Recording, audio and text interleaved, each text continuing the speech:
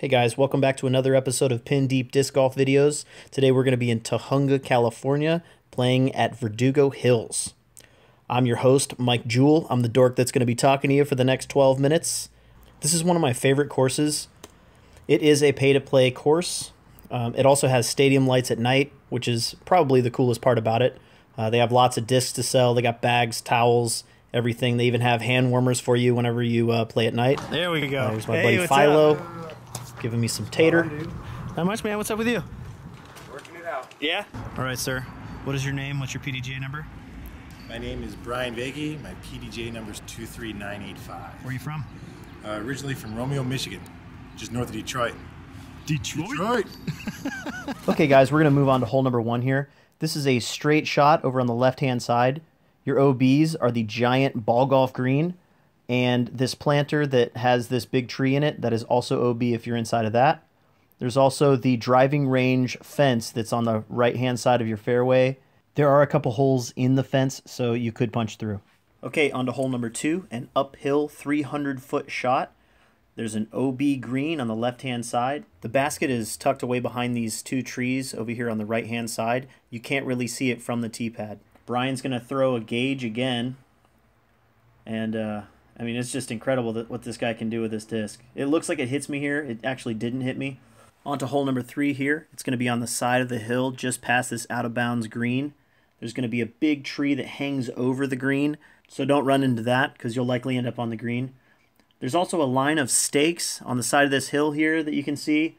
That's also OB if you go past those. They don't want you climbing up in that hill. You see most pros throw an overstable mid-range or a super overstable putter really hard down at this hole. As long as you hit the green and get a good skip, you should be putting for a 2. There's Philo chipping one in. Oh, so close. On to hole number 4 now. There's a lot of OB on this one. As you can see, everything that's surrounded by rocks is OB and all the concrete is OB. Also, that putting green that you saw in the background back there was OB. Basically, you just want to throw a turnover putter on this hole. I like to throw a sidearm with a breaker. Brian threw a clutch or a closer. Gets a little lucky with a skip off that rock there. On to the signature hole on this course, hole number 5. This is a par 4.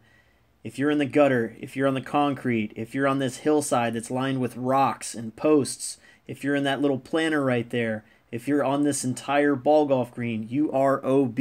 This hole is scary. This hole is awesome.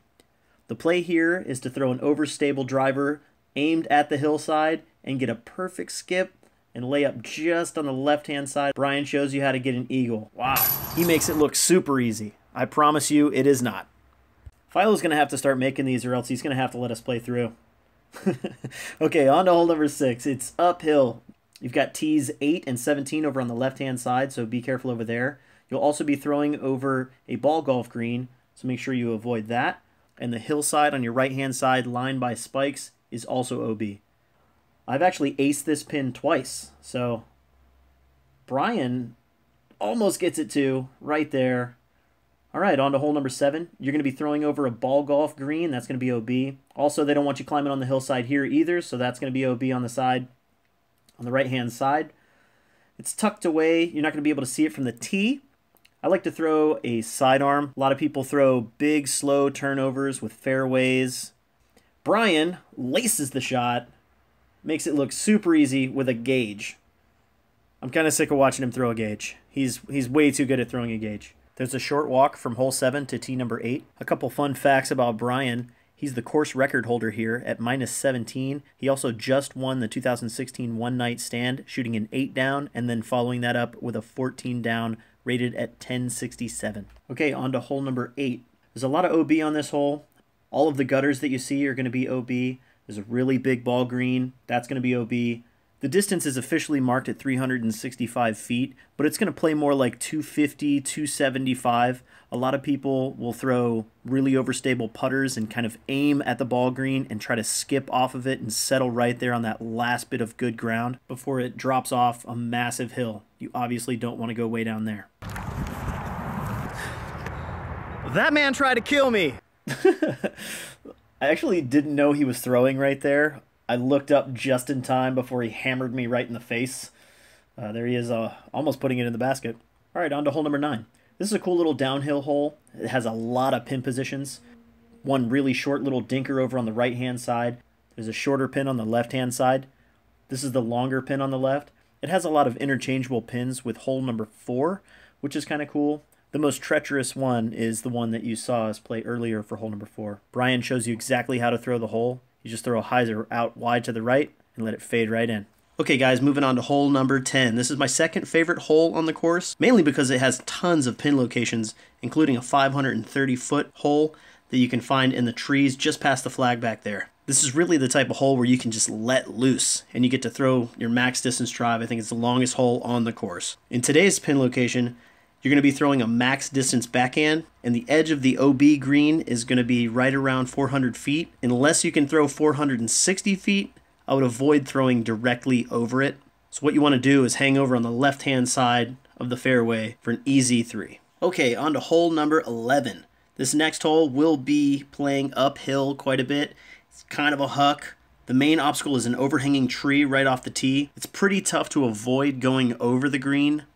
There's a small strip of flat ground on the left-hand and the right-hand side of the green, so you more than likely will have to throw over it. Also, there's a fence that runs the entire length of holes 10 and 11. That likely won't come into play, but I have seen people throw over it. Hole number 12. This hole is a lot of people's nightmare for a handful of reasons. There's just a ton of OB, and even if you avoid the OB, you might be flirting with this giant hill. If you just miss the basket just right, you could be down that hill, and there's OB at the bottom in that gutter. Bryan shows you exactly how not to throw the hole, not just once, but twice. These are pretty common things that happen to people. You either land on the green or you go down the hill, so be careful. It's probably the scariest 15-foot putt on the course, no matter which direction you're facing. Hole number 13. This is one of the most straightforward shots on the course. Not a whole lot of obstacles here. You want to avoid that pole that could kick you onto that green. There is a fence that runs behind the basket. I've never actually seen anybody throw over that fence, but it's there. The most interesting pin is tucked away on the right-hand side. It's more of a sidearm shot. This shot, you want to throw an overstable distance driver and hyzer it out at that pole, but avoid the pole. I like to throw a Patriot, turn it over. All right, short walk here to hole 14. Make sure you avoid the rattlesnakes. Not really sure what that sign is about. I've never seen a rattlesnake at this course. I have seen a bobcat though, so make sure you avoid the bobcats. As you can see by the bushes, this hole is super windy. It's typically pretty windy, so grab your overstable discs. I like to throw a Firebird or an Enemy or something that fights that wind and won't turn over. You want to avoid the big ball golf green, and you want to avoid going too long. You'll end up rolling down into the fairway of 17. This hole has 3 different tees of different distances and some super fun pins. Here you're seeing Bryan throw from the red tee, which has a hill right in your face, and you also have to avoid that green pole. And rollaways. All right, let's go to 15. This hole's pretty awesome. It's got some cool pin locations, including one in between those palm trees right there. This is one of my favorite types of pin locations here because it's on this wooden structure and it's kind of elevated. Avoid the poison oak and avoid going past those posts there, because if you go past those posts, you are OB back there in those poison oak. Bryan shows you how to drive it on this hole. You just throw a hyzer. Hey, you left yourself a little short there, guy. What are you gonna do? I got a tough putt. I'm going for it. All right. Come on. There we go. Bryan knows what's up. He knows laying up is for basketball. I love watching people run death putts like that right at the OB. All right, moving on to hole number 16. This is a downhill. We're playing from the longest pin. Also windy. You're going in the same direction you were going in 14. So what you're going to want to do is you're probably going to want to throw pretty overstable, not super overstable, because you don't want to dive off and hit the side of the hill and then, get that Annie roll toward the green. So you're going to want to throw something that's more straight line that won't flip for you. I played a doubles round with Steve Rico when we were raising some money for St. Jude, and he absolutely pinned this hole with a rival. It was pretty badass. Moving on to hole number 17. There's not a whole lot of OB to speak of. As long as you stay off of the green, there is also a planter over on the left-hand side that's surrounded by logs and rocks. That's going to be OB. There's a gutter if you go really far left, but that really doesn't come into play for this pin. This one is marked at 408, but it doesn't throw anything like 408. It's so massively downhill. It is actually the twin of hole number 8. So if you remember, that one was like 365. It throws like 250, 270. This one's going to feel very similar. Brian's going to show us how to throw a sidearm. He also wanted to show what it's like to throw a backhand mid-range. He puts a nice little ace run on it here, but the danger that happens there is going down this massive hill behind the basket. All right, guys, finishing up on hole number 18 here. Got a 300-foot shot. You got a couple things in the way if you're going to try to take the skinny route on the right-hand side.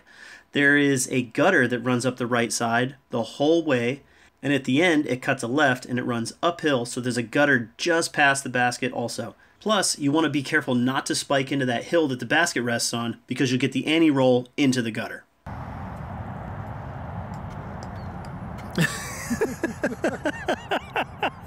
Looks like somebody was trying to take us out with a ball.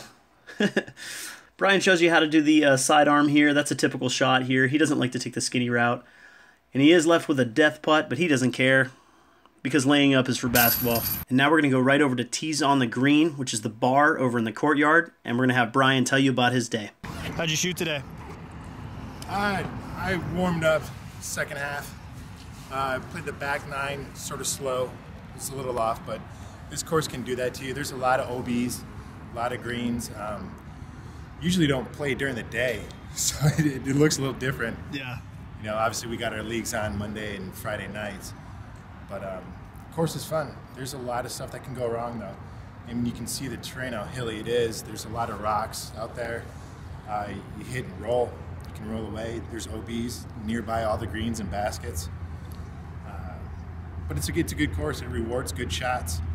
You know, some of those downhills, you need to know how to play the skips. You can skip things off the green too.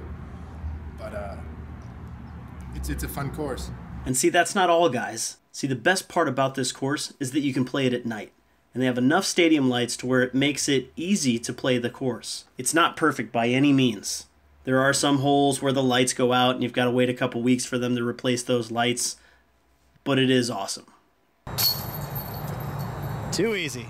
Hey guys, thanks for watching our video of Verdugo Hills Disc Golf Course. In the description below, you can find the full breakdown of our course review. We broke it up into 10 sections. Also in the description below, you can find a link to our Facebook page where you can buy some t-shirts or maybe some discs to help support future videos just like this one. Don't be afraid to use the hashtag #PinDeepDiscGolf or laying up is for basketball if you want us to see some crazy shot that you did and you have a video of it where you ran a putt you shouldn't have run, or maybe you got an ace or something. We definitely want to check that out. Make sure you subscribe to this channel. We will have more course reviews. We're going to have some disc reviews. We're going to do some in the bags. We're going to do some player profiles. We're also going to make some videos that are going to help you become a better disc golfer. Remember, guys, the #1 thing out there is to just have fun, and we'll catch you next time.